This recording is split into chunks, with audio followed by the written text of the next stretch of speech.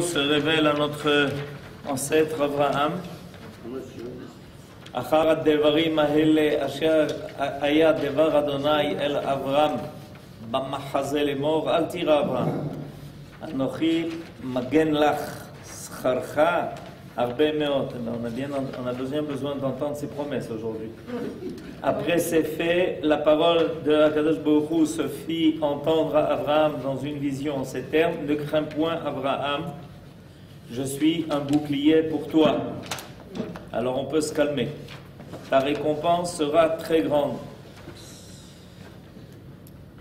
Vayomer Abraham Adonai Elohim ma titen li ve'anochi olech ariri u ben meshek beiti u damesek Eliezer.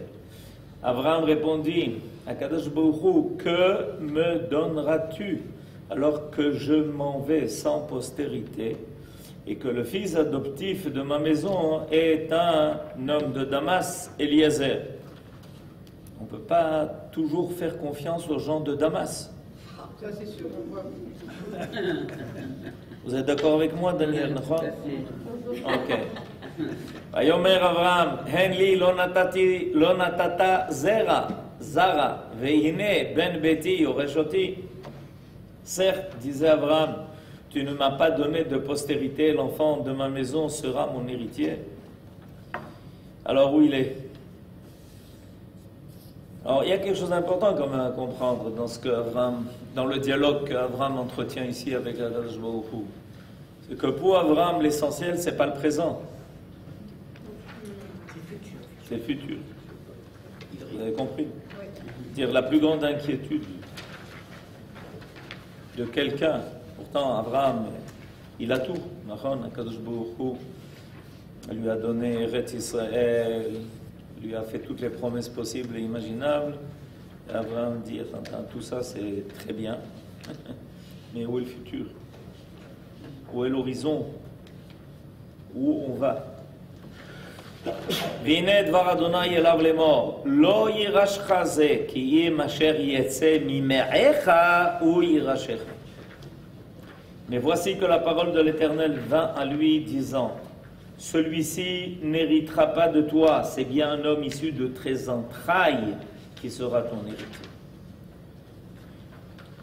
Et alors, vayotze oto achutza, vayomer abetna shamaima, usfor hakochavim, im tuchal ispor otam, vayomer lo ko yezarecha. Il le fit sortir en plein air et dit: regarde le ciel et compte les étoiles. Peux-tu en supputer le nombre? Est-ce que tu peux compter les étoiles? Ainsi, reprit-il, sera ta descendance. Ve'emin badonai.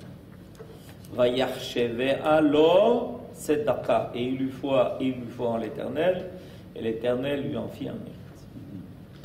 Ishmaël n'est pas né encore? Non. Ishmaël n'est pas... Ishmaël?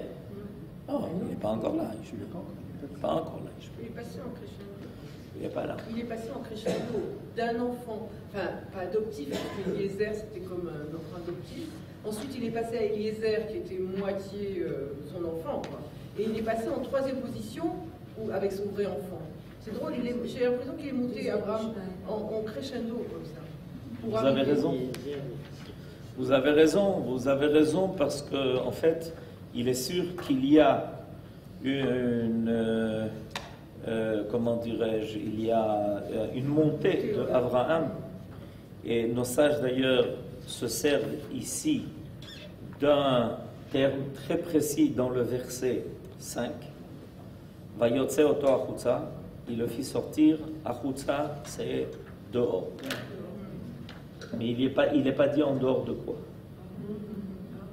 En plein air, ça c'est monsieur le traducteur.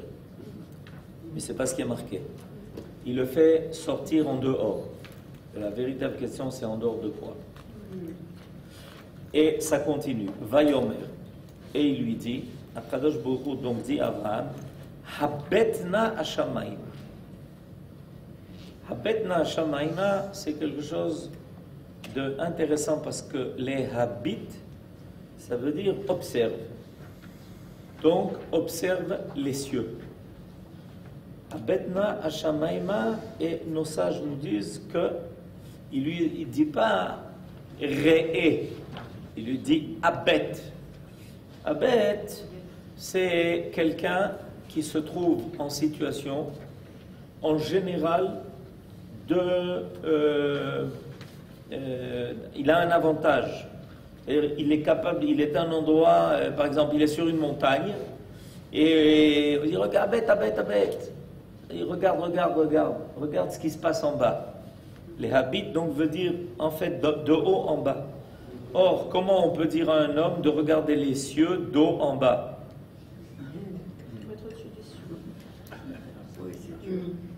En principe, un homme, il regarde les cieux de bas en haut. Oui, il est au-dessus des cieux. C'est ça, Chutza. C'est ça. Chutza, ça veut dire, il l'a fait sortir du cadre habituel de la nature sous laquelle l'homme se trouve. L'homme est dominé par un déterminisme naturel. On va appeler ça comme ça. Et Akadosh Baruch Hu le fait sortir de son déterminisme naturel. Et il lui dit, regarde, de là où tu te trouves, tu n'es pas sous les astres, tu es au-dessus des astres. C'est-à-dire de leur influence, de leur capacité de déterminer ta vie, de déterminer ton futur. Et alors, à ce moment-là, compte les étoiles. Les étoiles du ciel et le sable de la mer sont les deux métaphores employées par Dieu dans son annonce à Abraham. Telle sera ta postérité. Cependant, ces deux images représentent des extrêmes opposés. On s'en rend compte? Les étoiles, au niveau de l'homme, c'est la chose qui lui paraît le plus haut. Le sable, c'est ce qui lui paraît le plus bas, puisqu'il marche sur le sable. Alors c'est intéressant, Akadosh Baruch Hu lui dit que sa postérité ressemblera à deux choses qui sont diamétralement opposées. Intéressant. Les innombrables étoiles brillent au firmament dans l'immensité de l'espace et le sable de la mer est foulé aux pieds par tout un chacun. Cette double appréciation comprend une caractéristique du peuple d'Israël. Peuple à la nuque roide, obstiné et volontaire, pour le bien comme pour le mal, tel qu'il se montrera tout au long de son histoire. Israël ne connaîtra presque jamais une existence bourgeoise, paisible, tranquille, uniforme, dovile. Pourquoi j'ai dit dovile? Dovile. C'est pas l'histoire d'Israël. Dovile, c'est pas l'histoire d'Israël. Je sais pas pourquoi tout le monde va là-dedans. Son ascendance sera vertigineuse comme sa chute, sera profonde. Soumis et vaincu, Israël éprouvera des souffrances qu'aucun autre peuple ne connaîtra jamais, mais victorieux, triomphant, ayant repris le chemin qui le mène à l'avant-garde, Israël atteindra des hauteurs insoupçonnées. On le voit. Lorsqu'Israël monte, il s'élève jusqu'aux étoiles. Lorsqu'il choit, il tombe jusqu'au sable de la mer. Il y a fait honte. Mais il y a encore quelque chose d'important à rajouter à cela. Effectivement, il y a deux extrêmes.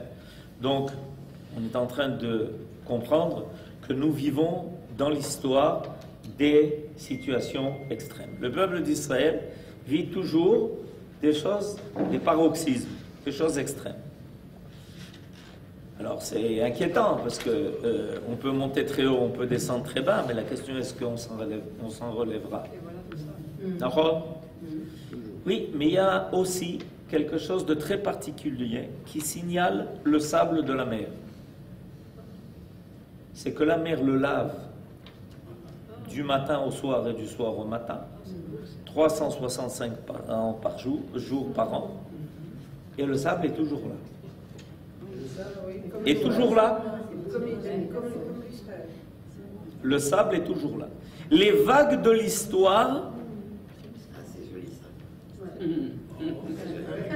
C'est joli ça. Vous pouvez le marquer.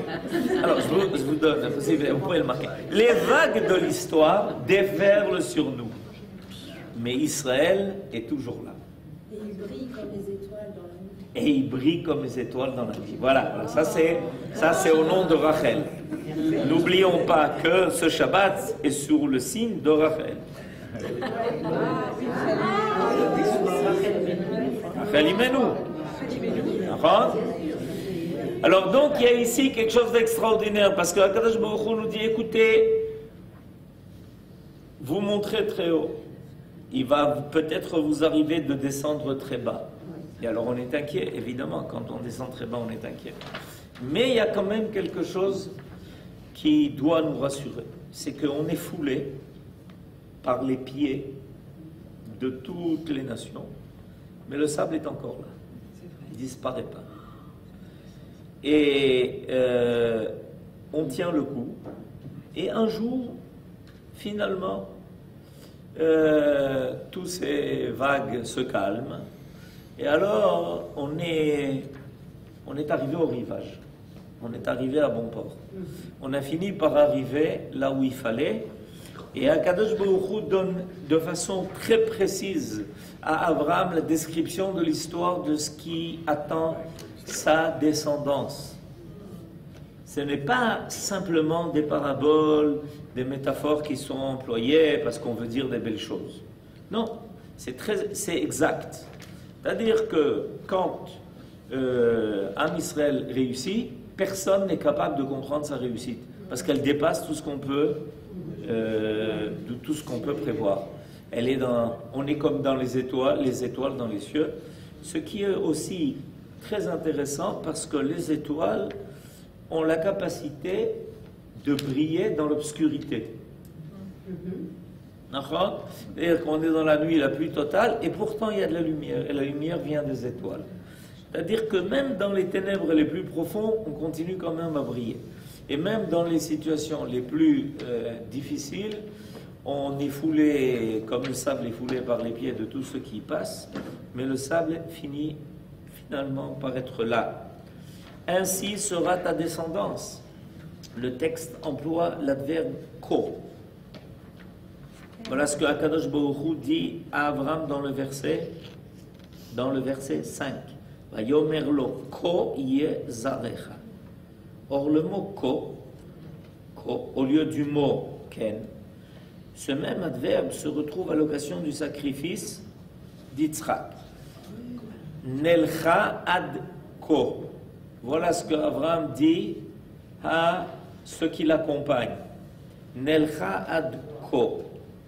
Et à celle de la bénédiction des Kohanim. Ko tevarechu et bnei Israël.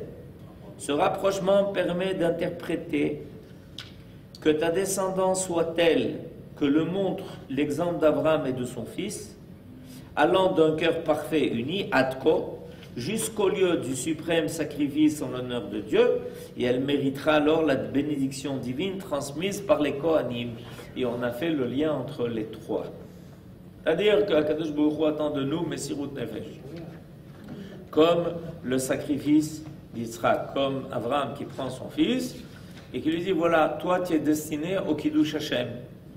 Et on arrive à un endroit, on arrive à un endroit, et ça nous détermine, c'est ce que nous sommes. Nous avons en nous cette capacité de Messirut Nefesh. C'est pour ça qu'Akadosh Baruch Hu dit à Abraham, Ko yezarecha. Ko yezarecha. Et il lui foi en l'Éternel. Abraham n'avait pas d'enfant, mais il lui foi en la parole de l'Éternel, lui promettant une descendance aussi innombrable que les étoiles du ciel. Il était prêt à attendre l'époque voulue par Akadosh Baruch Hu, sans douter de sa parole. En fait, il dut attendre 25 ans, puisqu'il avait à ce moment-là 75 ans, quand Akadosh Baruch Hu s'est révélé à lui. Il avait 75 ans, comme c'est marqué au début de la paracha. Il a attendu 25 ans pour que cette promesse se réalise. 25 ans de Emouna. C'est pas mal. D'accord ? Comme la valeur numérique du mot ko. Il a attendu ko shanim. Zeu C'est notre force de la Emouna, le Ko. C'est la force. Et les Kohanim, en nous donnant la bracha qu'ils ont reçu l'ordre de nous donner, nous permettent de réaliser ce que nous devons être. Ko Yezaracha. Et d'avoir cette force de la Emouna qui nous permet de tenir, même lorsque ça réclame de nous beaucoup de sacrifices, pas seulement celui de Yitzhak. Le signe de la vraie croyance en Dieu est la confiance inébranlable qui s'affirme en dépit des déceptions. Et malgré, je vous épargne le mot là, et malgré le fait que toutes les circonstances semblent être opposées à l'objet même de la croyance, comment penser? Regardez ce qu'Abraham a dû passer depuis le moment où Akadosh Baruch Hu lui a promis une descendance jusqu'au moment où ça s'est réalisé. Comme on a entendu tout à l'heure, au début Abraham, rien, ensuite il a un esclave, ensuite il a un fils qui s'appelle Ishmaël, et il doit continuer à croire qu'il finira par avoir à l'âge de 100 ans avec Sarah à l'âge de 90 ans, finalement ce que lui, Akadosh Baruch Hu, lui a promis il y a 25 ans.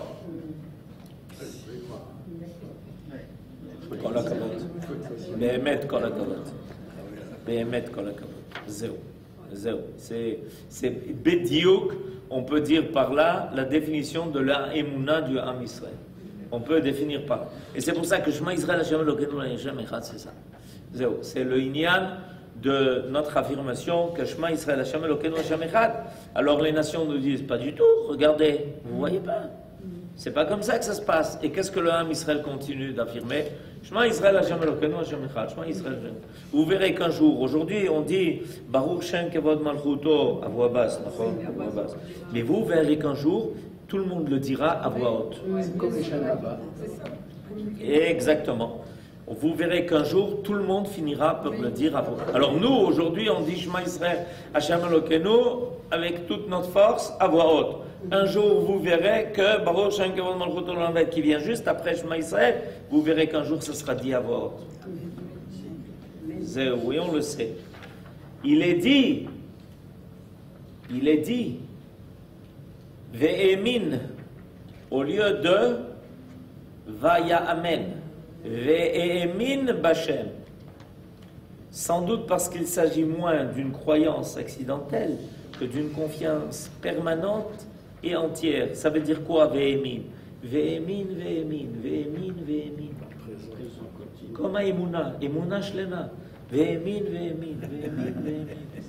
On a longtemps cru que ça finirait par se construire. On a cru, et finalement c'est arrivé. Vous voyez que ça marche. Ça marche. On a été encore plus patient. On a été patient. Vous voyez que ça marche. Alors, il y a ici donc le dialogue entre Akadosh Baruch Hu et Abraham est en train, en fait, de forger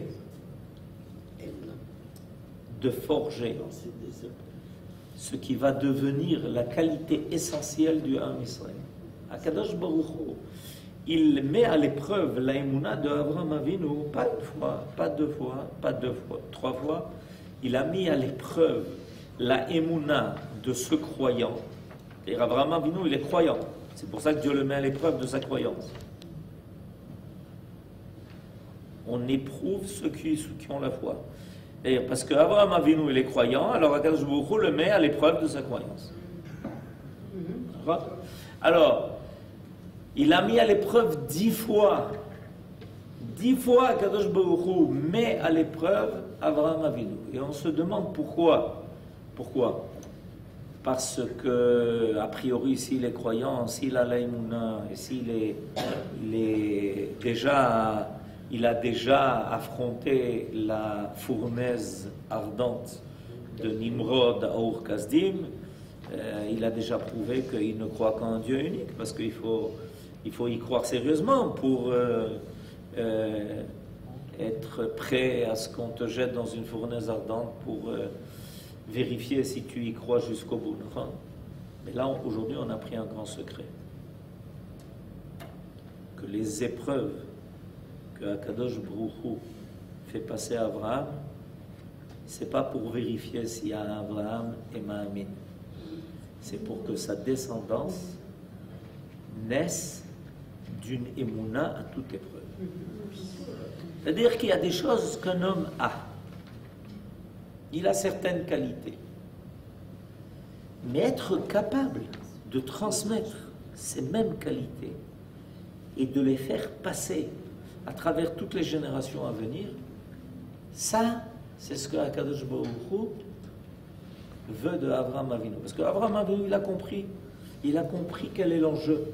Il a compris que ce n'est pas la réussite de sa propre histoire. On pourra dire un jour dans les livres d'histoire, il fut un temps où il y avait un homme croyant. Et il s'appelait Avraham. Vous ne vous rendez pas compte combien cet homme avait une foi profonde. Il fut un temps. Mais entre-temps, ça a disparu. Alors que Akadosh Baruch Hu, quand Avraham lui demande, mais qui va me continuer? Akadosh Baruch Hu lui dit, Nachon, tu poses la bonne question. Et sache que toutes les épreuves que tu passes, c'est pas pour que j'ai besoin de vérifier quelle est ta foi à toi. C'est pour que tu sois tellement forgé de Emouna que de façon naturelle, ceux qui vont descendre de toi, sortir de toi, vont être faits de cette matière. Ils sont faits d'une matière de Emouna. Ça va être naturel pour eux. Ce que Abraham a fait, ça a été un forgeron de Emouna, un forgeron de foi. Et Akadosh Baruch Hu, à chaque fois, le met à l'épreuve. Et Abraham Avinu affronte cette épreuve. Et finalement, les hommes qui vont le continuer, sa descendance, Yitzhak, Yaakov, les enfants de Yaakov, les Bnei Israël, à travers toutes les générations, ils ont été forgés par les épreuves de la Emouna de Abraham Avinu. Ça leur devient naturel. On amène les gens dans les situations les plus graves, les plus difficiles. Shema Israël Hashem Elokeinu Hashem Echad. Ko Yezaracha. C'est pour ça qu'on dit Srut Avot. Pardon? Srut Avot, ça vient de là? Il y a plus que Srut Avot. Il y a Brit Avot. C'est pas un mérite, c'est une alliance. Et quelle est la différence? C'est que l'alliance, elle est scellée dans la chair, dans l'âme de l'homme. C'est pour ça que ça s'appelle Brit Mila. Parce que c'est scellé dans la chair de quelqu'un. C'est-à-dire que dans notre DNA, on a en fait le koach de la Emouna de Avraham Avinu. C'est en nous. Et c'est pour ça que des fois les gens ne comprennent pas. Makara, Mazé, qu'est-ce qui se passe? Qu'est-ce que c'est ce peuple-là? D'où il a une telle foi? Et comment il est tellement sûr de son avenir? Alors que tous les jours, on met son avenir en péril. Alors que tous les jours, il y a un point d'interrogation sur son lendemain. Et le Ham Israël dit, allez, il faut construire. Pour quand? Ben, pour 1000 ans, 2000 ans, on y est parti. Ko, rappelez-vous, Ko Yezaracha. Ko Tevarchu et Bnei Israël. Shabbat Shalom.